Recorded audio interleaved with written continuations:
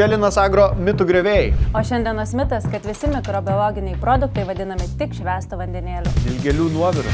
Linas Agro mitų griovėjai. Manau, kad įvertinti naudą geriausia pamatyti rezultatą. Būtent. Rezultatai yra atvežti iš lauko ir čia yra naudota Nando technologija, o čia yra kontrolė. Sėkla buvo filta BioMPK Powder S. Dėl to yra žymiai tankesnis pasėlis, daugiau antžeminės masės. Bet tai kame šaknis šitokio vešlumo? Tai galim pažiūrėti. Didesnis šaknynas, didesnė antžeminė masė ir efektyvesnis maisto medžiagų pasisavinimas. O tai šitas ko liūdnas? Šitas kvietys liūdnas, nes augintas be Nando technologijos. Ei, einam pažiūrėsim, kaip technologija iš vidaus atrodo. Į laboratoriją. Štai šiame šaukštelyje yra milijardai augalams ir dirvai naudingų mikroskopinių grybų ir bakterijų.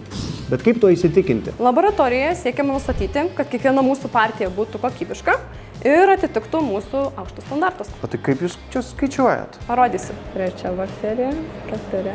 Ir taip iki milijardo? Nu ką, mitas sugriautas. Produktas iš tikrųjų skatina šaknų vystymąsi Apsaugo augalą nuo neigiamo aplinkos veiksnių. ir aprūpina maisto medžiagomis. BioMPK Powder S rasi Linas Agro. Paskambink.